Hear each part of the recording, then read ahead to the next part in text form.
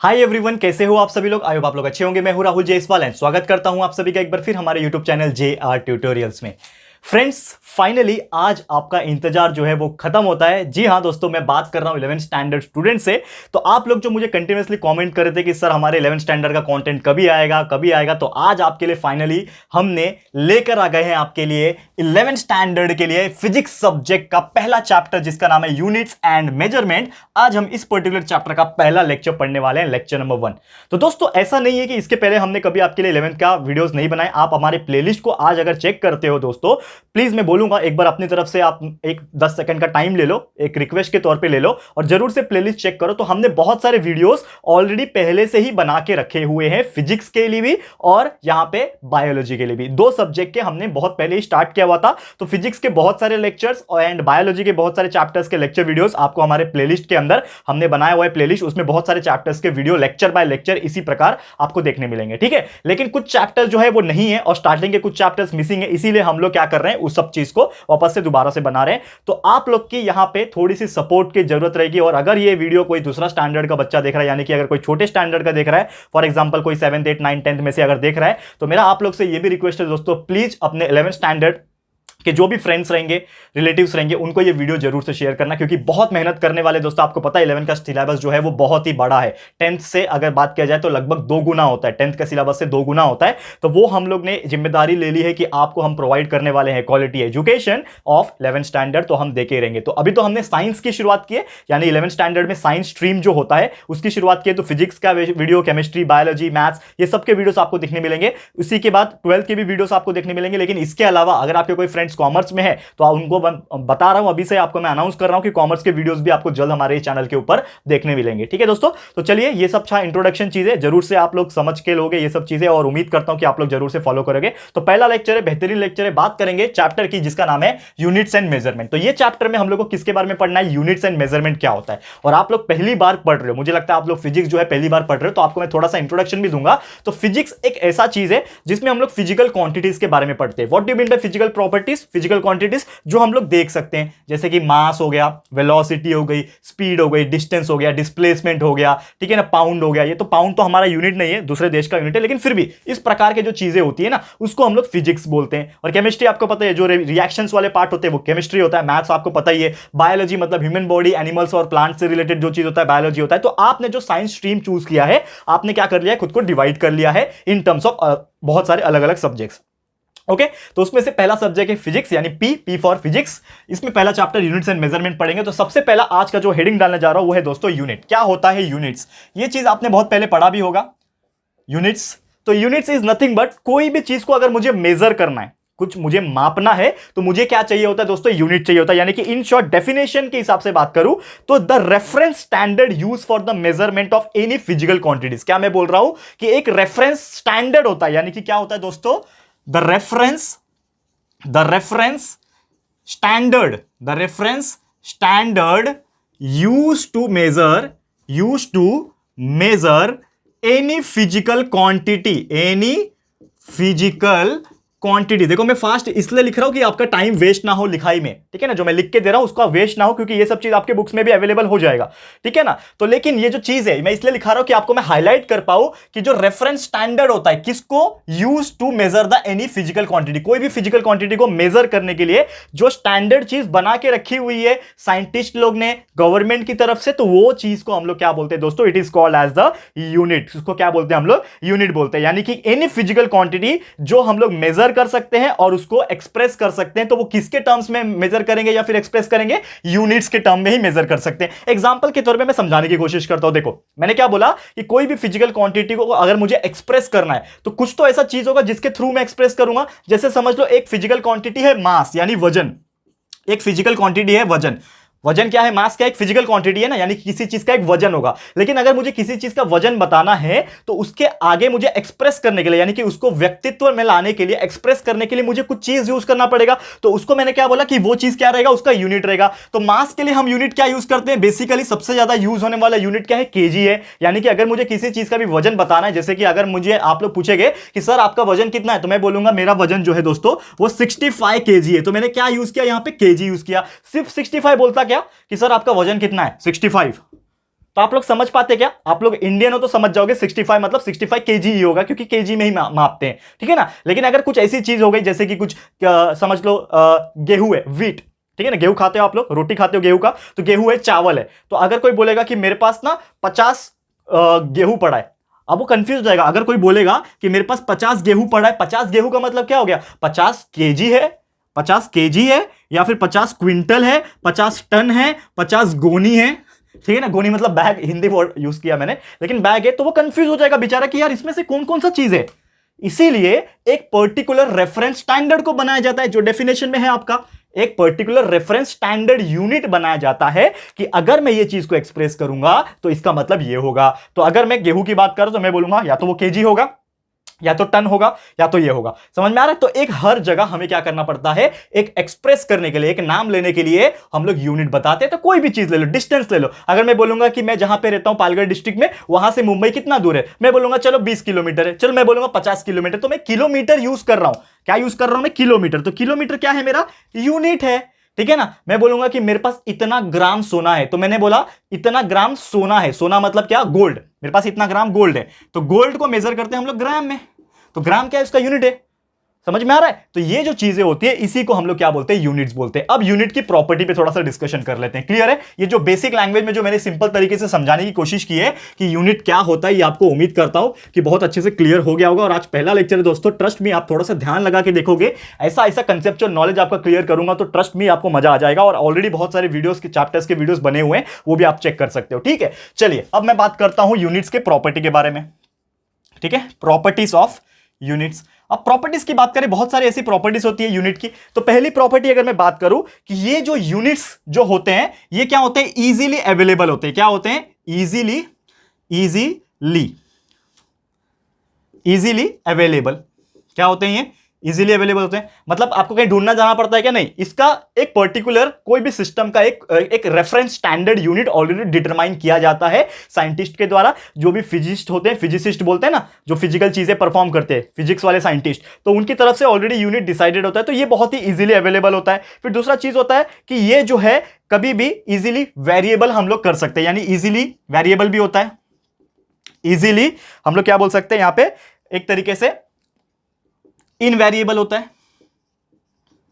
यानी कि एक तरीके से हम लोग क्या बोल सकते हैं कि वो टाइम के हिसाब से और स्पेस के हिसाब से चेंज नहीं होता है। मतलब मैंने क्या बोला कि पहला चीज है इजीली अवेलेबल, दूसरा चीज है नॉट इजीली वेरिएबल या फिर इनवेरिएबल। इसको मैं थोड़ा सेंटेंस को चेंज करता हूं, मैं ऐसा लिखता हूं not easily variable.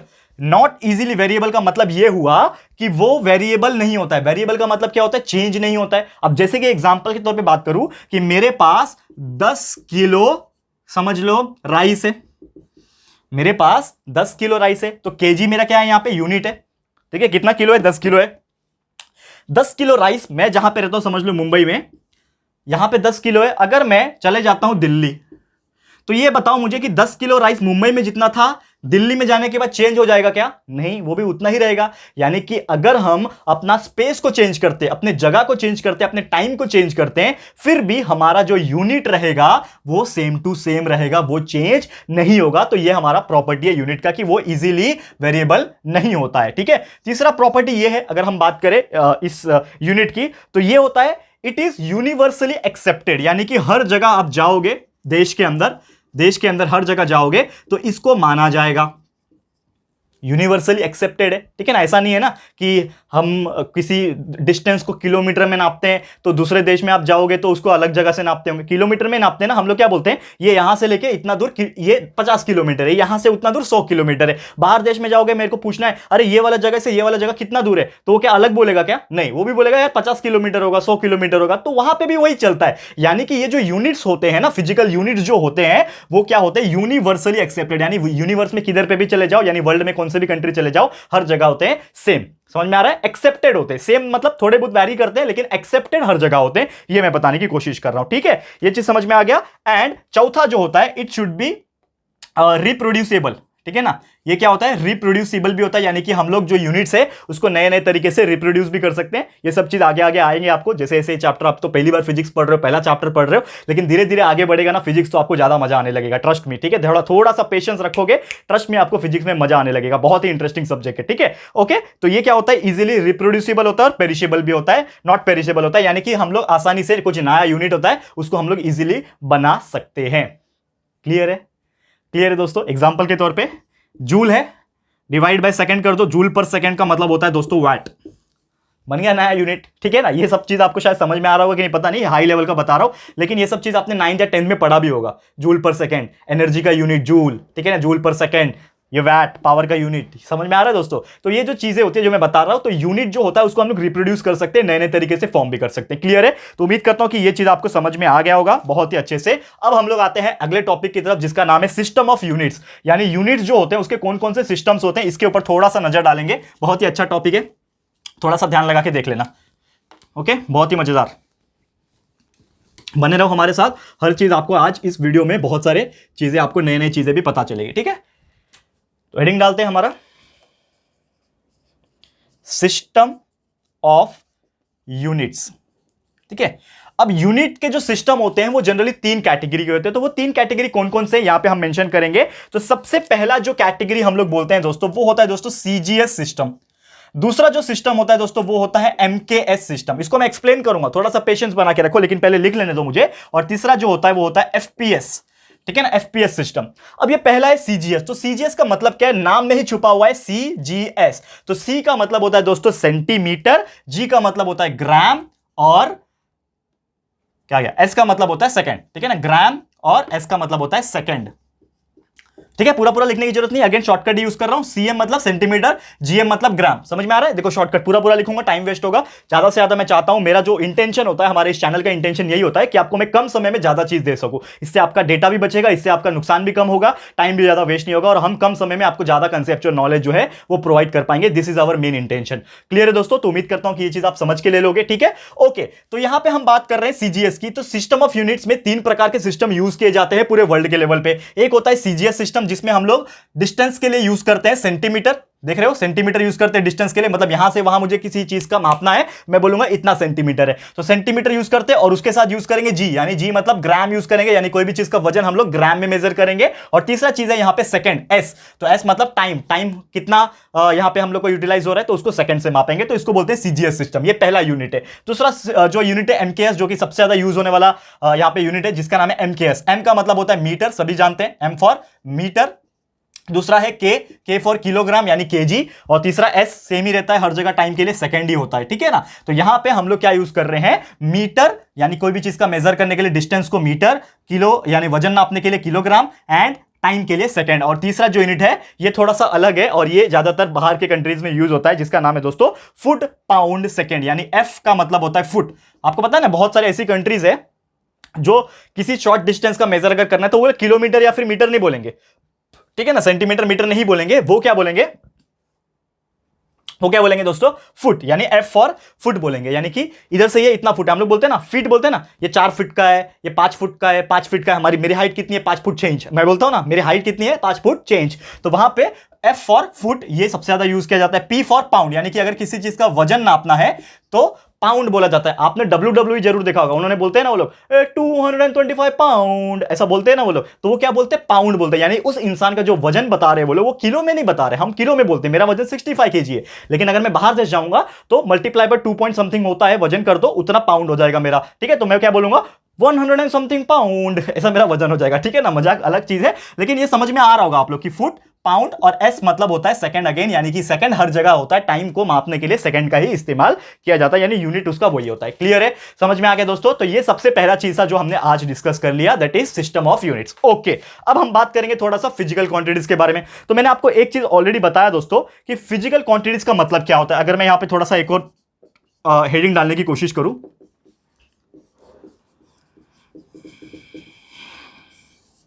Physical quantity की बात करूं तो मैंने स्टार्टिंग में ही बोला, फिजिकल क्वांटिटी एक ऐसा चीज होता है जो हम लोग देख सकते हैं, अपनी आंखों से महसूस कर सकते हैं और उसको हम लोग मेजर कर सकते हैं। तो इन शॉर्ट प्रॉपर डेफिनेशन का मतलब क्या होता है कि कोई भी physical property that can be quantified and measured, यानी कि अगर उसको हम लोग देख सकते हैं, उसकी क्वांटिटी का पता लगा सकते हैं और उसको मैं मेजर कर सकता हूं, उसको मैं माप सकता हूं, वो रहेगा मेरा फिजिकल क्वांटिटी। अब क्या हो सकता है फिजिकल क्वांटिटी? ऐसे बहुत सारे फिजिकल क्वांटिटीज होते हैं, जैसे कि मास हो गया, डिस्टेंस हो गया, डिस्प्लेसमेंट हो गया, स्पीड हो गया, वेलोसिटी हो गया, टेम्परेचर हो गया, ये सब चीज को हम क्या कर सकते हैं? मेजर कर सकते हैं, क्वांटिफाई कर सकते हैं। तो वही होता है फिजिकल क्वांटिटी। और ये जो फिजिकल क्वांटिटी होते हैं दोस्तों, वो दो तरीके के होते हैं, वो हम लोग को आज मेन पढ़ाना है आपको, जो कि है पहला फिजिकल क्वांटिटी है उसको बोलते हैं फंडामेंटल क्वांटिटी।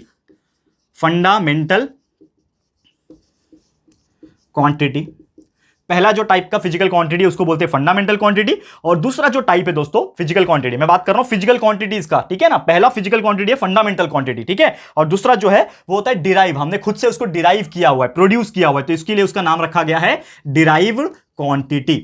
Derive quantity. अब क्या करेंगे हम लोग, ये दोनों को बारी बारी से समझने की कोशिश करेंगे। एक बार फंडामेंटल क्वांटिटी क्या होता है इसको समझने की कोशिश करता हूं, पूरा एक्सप्लेन करूंगा, फिर आपको डिराइव क्वांटिटी क्या होता है इसको एक्सप्लेन कर दूंगा, फिर आज का लेक्चर को स्टॉप कर दूंगा, ठीक है। बस दो टॉपिक बचे हुए हैं छोटे छोटे से, इसको एक्सप्लेन कर देता हूं, फिर आराम करेंगे, टेंशन मतलब, थोड़ा सा और पेशेंस बना के रखो, बहुत सारी चीजें आपको आज मिलने वाली है दोस्तों, ट्रस्ट में, मजा आ जाएगा पढ़ के, ठीक है ना। क्लियर है? चलते हैं हम लोग पहले टॉपिक की तरफ, जिसका नाम रहेगा फंडामेंटल क्वांटिटी। उसके लिए हमें फटाफट से क्लीन करना पड़ेगा बोर्ड को, ठीक है। विदाउट आपका ज्यादा टाइम लिया, फटाफट से मैं क्लीन कर देता हूं, ठीक है।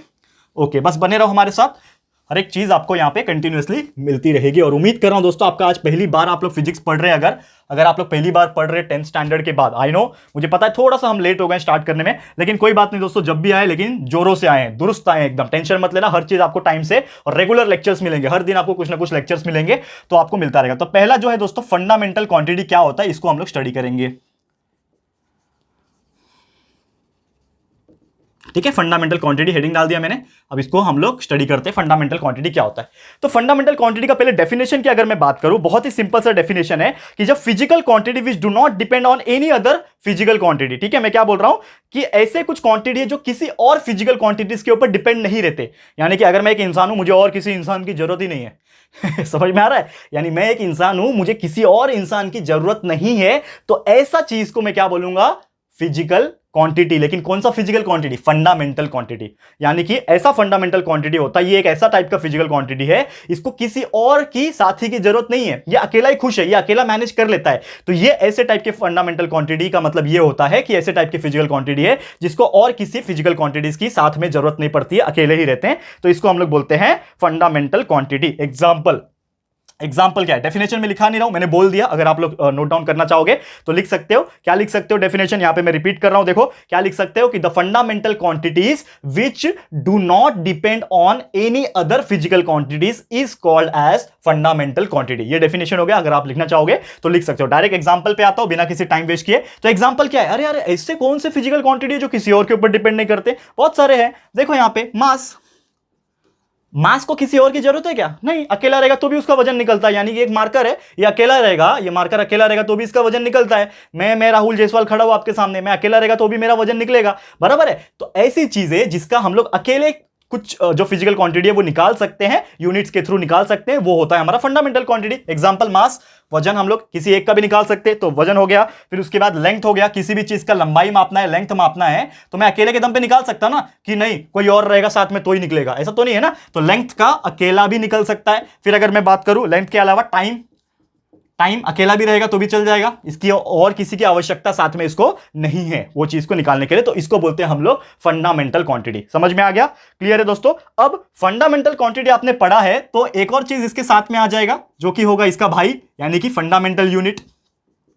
फंडामेंटल क्वांटिटी का टॉपिक अगर चल रहा है तो फंडामेंटल, ये सब क्या पढ़ा आपने? फंडामेंटल क्वांटिटी है। अब वो क्वांटिटीज के यूनिट्स भी होते हैं क्योंकि चैप्टर में ही यूनिट्स एंड मेजरमेंट है ना, तो हम पढ़ेंगे अभी फंडामेंटल यूनिट्स, यानी कि ये जो फंडामेंटल क्वांटिटीज होते हैं इसके यूनिट्स क्या क्या होते हैं। तो यहां पे कुछ यूनिट्स में लिख के लाया, यहां पे आपके लिए मेंशन करता हूं। तो units used to measure the fundamental quantity, यानी कि ये जो फंडामेंटल क्वांटिटीज जो हमने पढ़े, जैसे कि मास, लेंथ, टाइम एक्सेट्रा, ये जो पढ़े, इसको मेजर करने के लिए जो चीज की जरूरत पड़ती है उसी को हम लोग क्या बोलते हैं? Fundamental units. समझ में आ रहा है? देखो मैं लिखा नहीं रहा हूं डेफिनेशन, लेकिन मैं आपको डिक्टेट कर रहा हूं। क्या बोल रहा हूं कि ऐसे चीज जो हम यूज करते हैं मेजर करने के लिए फंडामेंटल क्वांटिटी, यानी फंडामेंटल क्वांटिटी को नापने के लिए, मेजर करने के लिए जो चीज की जरूरत रहेगी वो रहेगा मेरा फंडामेंटल यूनिट्स। ठीक है, definition point of view, the unit used to measure the fundamental quantities are called as the fundamental units. ठीक है, the units used to measure the fundamental quantities are called as the fundamental units. अब कौन कौन से होते हैं इसको देख लेते हैं। तो बेसिकली सबसे पहले हम लोग बात करेंगे लेंथ की।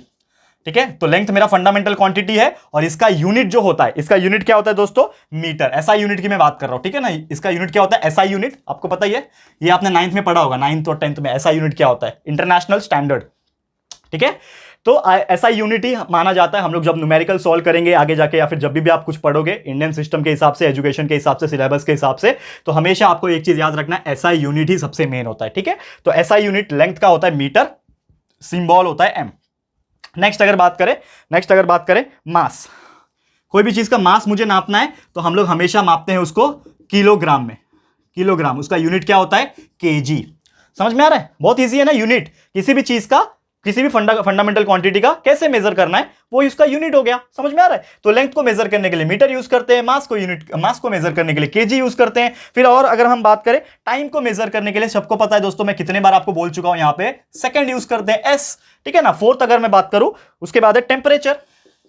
टेम्परेचर कंफ्यूज मत होना, टेम्परेचर का थोड़ा सा डिफरेंट है। टेम्परेचर को हमेशा याद रखना, हमारे फिजिक्स के हिसाब से उसको मेजर करने के लिए हमेशा हम लोग को यूज किया जाता है केल्विन। आपको बचपन से सिखाया गया होगा degree Celsius.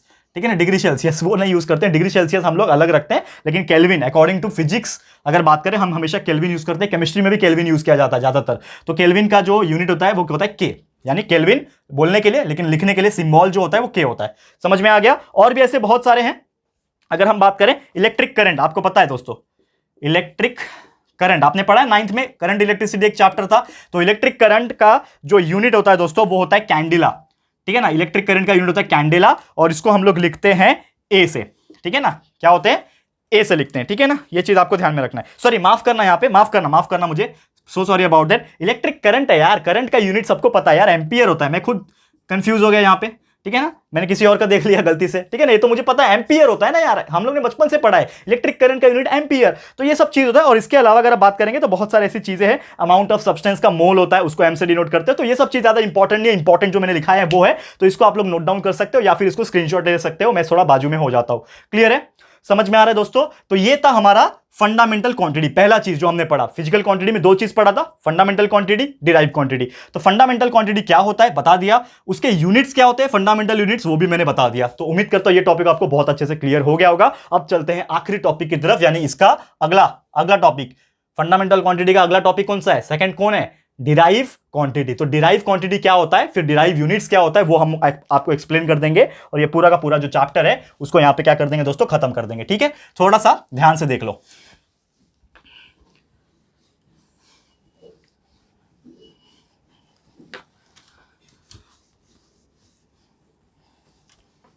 Okay, last topic, second one क्या है, डिराइव्ड यूनिट्स। ओके, क्या होता है डिराइव यूनिट्स, इसको पढ़ेंगे। ओके, अब नाम से थोड़ा बहुत तो आइडिया मिलना चाहिए यार, हम लोग इंग्लिश मीडियम से हैं बेसिकली।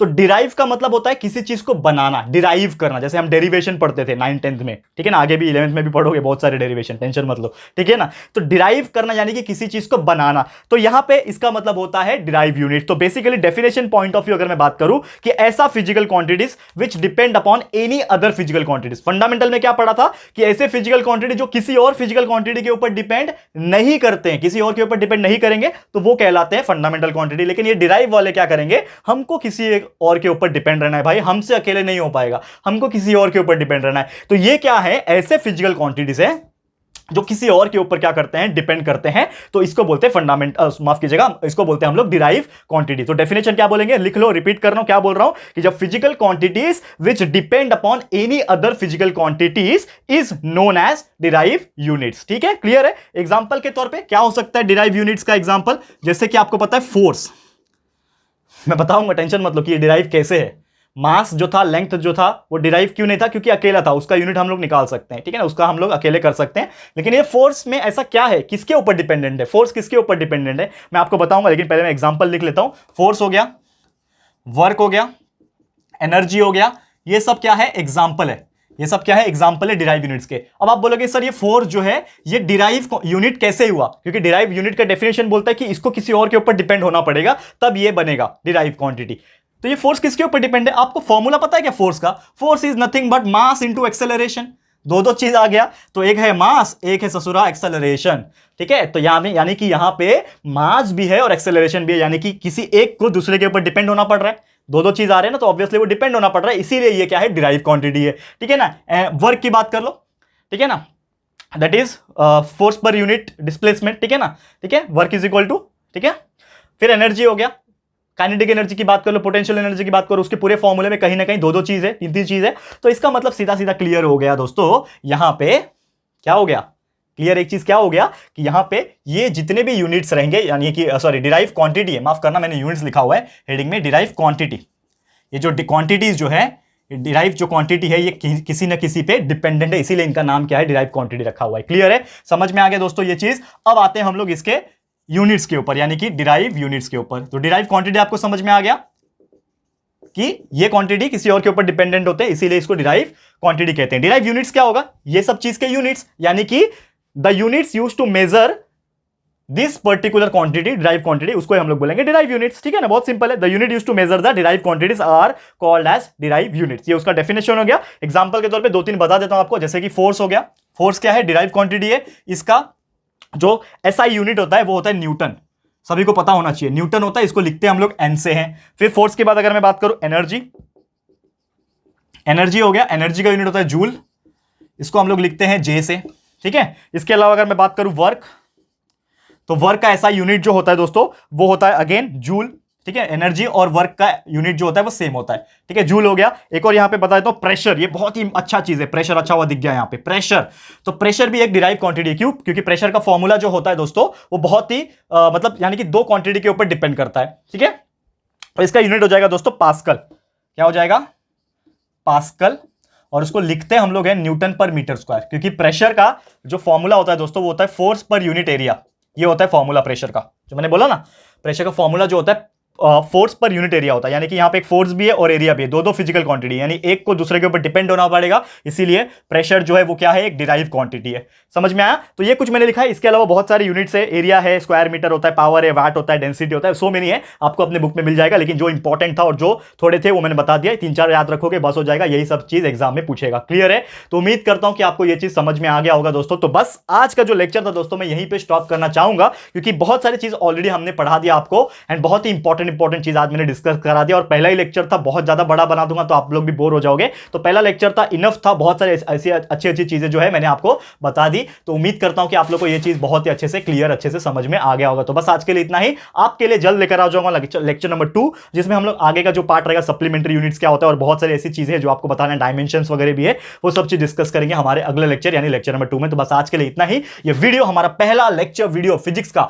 आप लोग को कैसा लगा है दोस्तों, प्लीज हमें कमेंट करके बताइएगा, अपनी राय और सजेशन जरूर से दीजिएगा। अगर आपको ये वीडियो पसंद आया दोस्तों, ट्रस्ट मी, अगर दिल से जो मेरा मेहनत है आप लोग के लिए, जो कंटिन्यूअसली इतना मैं बोले जा रहा हूं आधे घंटे से लगभग, तो ये जो चीज आपको अगर मेहनत पसंद आ रही है ना दोस्तों, तो प्लीज ये वीडियो को लाइक कीजिएगा एंड शेयर कीजिएगा। शेयर जरूर से करना दोस्तों, जितने भी स्टूडेंट्स है 11th के उनको बता दो यार कि हमारा JR ट्यूटोरियल्स बहुत मेहनत कर रहा है, 7th से लेके मेहनत कर रहा है, 11th तक आ चुका है यहाँ पे, और बहुत सारे वीडियोस ऑलरेडी बहुत पहले ही बना चुका है। तो प्लीज शेयर कर देना अपने सारे फ्रेंड्स एंड रिलेटिव्स को, एंड बता देना कि हर चीज नए तरीके से वापस से आने वाली है। तो शेयर करते रहो फटाफट से। एंड दोस्तों अगर आपने अभी तक इस चैनल को सब्सक्राइब नहीं किया है, इसी प्रकार के रेगुलर कंटेंट्स के लिए फटाफट से चैनल को सब्सक्राइब कर देना, साथ में एक बेल आइकन होता है उसको प्रेस कर देना, ताकि फ्यूचर में हम कोई भी वीडियोस को अगर अपलोड करेंगे तो आप लोग को नोटिफिकेशन मिलती रहेगी। ठीक है फ्रेंड्स, तो मिलते हैं हमारे अगले वीडियो में। यह वीडियो देखने के लिए thank you and good bye.